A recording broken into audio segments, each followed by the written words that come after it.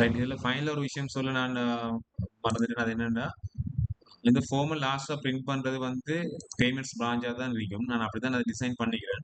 அத நீங்க சொல்லுங்க கன்ஃபார்ம் பண்ணிட்டு. அதாவது எல்லாம் முடிச்ச பிறகு லாஸ்ட்டா தான் இந்த ஃபார்ம்களே பிரிண்ட் ஆகும்.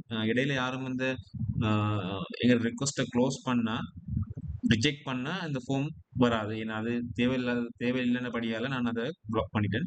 ஃபைனலா நீங்க எல்லாம் அப்ரூவ் பண்ணி முடிச்சு, ஆத்தரைசேஷன் பேமெண்ட் அப்ரூவல் முடிச்ச பிறகு தான் இந்த ஃபார்ம நீங்க பிரிண்ட் பண்ண இயலும். அது பேமெண்ட் பிரான்ச்சுக்கு அந்த ஆக்சஸ் குடுத்தீங்கன்னா, நீங்க யாருக்கும் வேற அக்கவுண்ட்ஸ் மாத்தணும்னா நாங்க சொல்லுங்க, நாங்க மாத்தி தருவேன். பட் இதுல வந்து கம்ப்யூட்டர் ரிப்பேர் ஃபார்ம் இருக்கு. நான் அத கிளிக் பண்றேன். இப்ப லாஸ்ட்டா நாங்க முடிச்சதுக்கு டீட்டெயில்ஸ் ஃபார்ம் வந்து இந்த பரணையில வந்துருக்கு. சரியா? ரெஃப் நம்பருக்கு பதிலா நான் வந்து ஐடென்டிஃபிகேஷன் நம்பர குடுத்துக்கிறேன். இது மாத்தணும்னு சொல்லுங்க. டைப் வந்து desktop, last repair date, year of use, computer HP, model name HP Pro, model name right குடுக்கிறேன். யூசர்னா யார் பாவிச்சது, அவரோட டெசிக்னேஷன், மற்றது டீட்டெயில்ஸ், ஹார்ட் டிஸ்க் எரர், எப்போ அவர் ரிக்வெஸ்ட் பண்ணாரு, அப்புறம் ஐசிடியோட சாரி பிரான்ச்சோட இது வந்து கொடுத்தீங்கன்னா, ஆனா உண்மையா இது வந்து எங்களுக்கு இதுல தேவைப்படாதுன்னு நினைக்கிறேன். ஏன்னா I have directly examine confirmation of because is not need right. இது வந்து ரிப்பேர் வந்து தேவையில்லைன்றபடியால தான் கேட்குறாங்க. அப்ப நாம இது நாங்க ரிப்பேர் தேவையில்லைன்னு சொல்லி சிஸ்டம்ல அப்டேட் பண்ணா அந்த ஃபார்மே பிரிண்ட் ஆகாது. ஸோ இந்த பார்ட் நான் தேவையில்லைன்னு நினைக்கிறேன். அதை நீங்க சொல்லுங்க எடுக்கிறதா இல்லையான்னு. அதே மாதிரி நாட் ரெக்கமெண்டட் வித் ரிமார்க்ஸ். அப்ப அக்கௌண்ட் நாட் ரெக்கமெண்ட்னாலும் இந்த ஃபார்ம் வராது. அப்ப இதையும் எங்க ரிமூவ் பண்ணிடலும். அதையும் பார்த்துட்டு சொல்லுங்க. அப்புறம் ரிப்போர்ட் ஆஃப் ஐசிடி யூனிட் அது ஓகே. அது மேனேட்டரியா வரும். மற்ற எஸ்டிமேட் அமௌண்ட் அது போடுறாரு. அவர் அப்ரூவ் பண்ண டேட்டும் இருக்குது இதுல. அப்புறம் கன்ஃபர்மேஷன் எக்ஸ்பெண்டிச்சர் பிரான்ச்ல அலோகேஷன் கன்ஃபர்மேஷன் வித் ரிமார்க்ஸ். எனக்கு ரிமார்க்ஸ் இதுல என்ன போடுறதுன்னு தெரியல. நான் அலோகேஷன் கன்ஃபார்ம் எஸ்ன்னு கொடுத்ததுல இங்க எஸ்ன்னு வந்துருக்குது. ரிமார்க்ஸ் எதுவும் போடணுமான்னு சொல்லுங்க. நான் ரிமார்க்ஸ் போடுறது அரேஞ்ச் பண்ணி தரேன். மற்ற ஓட் நம்பர் ஓகே நாங்க செலக்ட் பண்ணுவாங்க. Suggest and note submitted for procurement. எனக்கு இதுல டீடைல்ஸ் கொஞ்சம் கன்ஃபியூஸ் ஆகிருக்கு. இதுல நோட் ப்ரொக்யூமெண்ட் என்ன செய்யறது விலங்குல நான் எஸ் ஒன்று தாங்க கொடுத்துக்கிறேன்.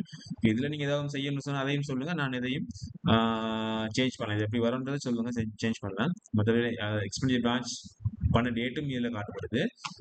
அப்புறம் இதுல அக்கௌண்டன்ட் சைன் பண்ணக்கூடிய மாதிரி இருக்கு இதுல.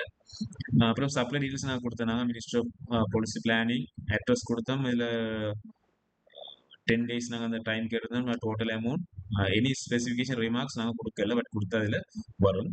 அப்புறம் ஆத்தரைசேஷன் வந்து டிஎஸ்ல அப்ரூவல் நாங்க கொடுத்தோம். இந்த அமௌண்ட் வந்து அதாவது இப்போ இதுல வந்து அமௌண்ட் வந்து எந்த அமௌண்ட் நான் வந்து எங்களுடைய எஸ்டிமேட் அதாவது கமிட்டட் அமௌண்ட் தான் நான் இதுல போட்டிக்கிறேன் ஆத்தரைசேஷன். இப்போ இதையும் நீங்க வேற அமௌண்ட் போடுறதுக்கு நீங்க யாராச்சும் சொன்னா நான் அதுக்குள்ள ஒரு செட்டப் செய்வேன். அவரோட அமௌண்ட்டை போட்டு அப்ரூவ் பண்ற மாதிரி செஞ்சு தரலாம்.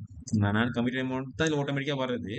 பட் ஒரு அமௌண்ட்டை போட்டு அப்ரூவ் பண்ற மாதிரி இதுல செய்யலாம். அது நெக்ஸ்ட் பேஜ்ல போனோம்னா இல்ல பர்ச்சேஸ் ஆர்டர் நம்பர் இந்த இது டேட் டோட்டல் அமௌண்ட் ஐட்டம்ஸ் இன்வாய்ஸுக்கு வந்து அதே மாதிரி வருது. அப்ப இதுல எல்லா சிக்னேச்சரும் வருது. அதே மாதிரி லாக் புக் நீங்க 2 ரோல போட்டீங்க, நான் சிங்கிள் ரோல போட்டுக்கிறேன். அதை வேணா மாத்தி போடலாம்.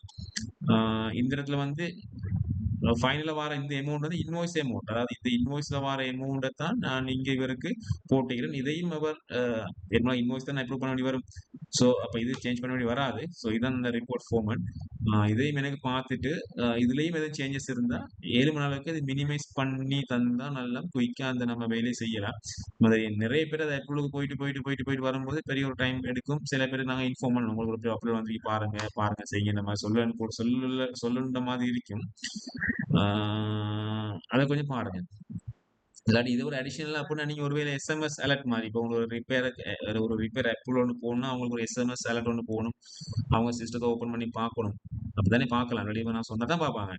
அப்படியே செய்யறேன்னா செய்யலாம். பட் எஸ்எம்எஸ் கேட்வே எல்லாம் எடுத்து உங்களுக்கு அடிஷனல் கோஸ்ட் ஆகும். அதுக்குரிய பேமெண்ட்ஸ் கொடுக்க வேண்டி வரும் எஸ்எம்எஸ் கேட்வேக்கு.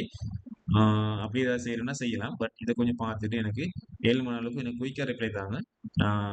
அதை நான் இந்த வீக்கெண்டுக்குள்ள அதை முடிச்சு ஃபைனலைஸ் பண்ணக்கூடிய மாதிரி இருக்கணும். தேங்க்யூ.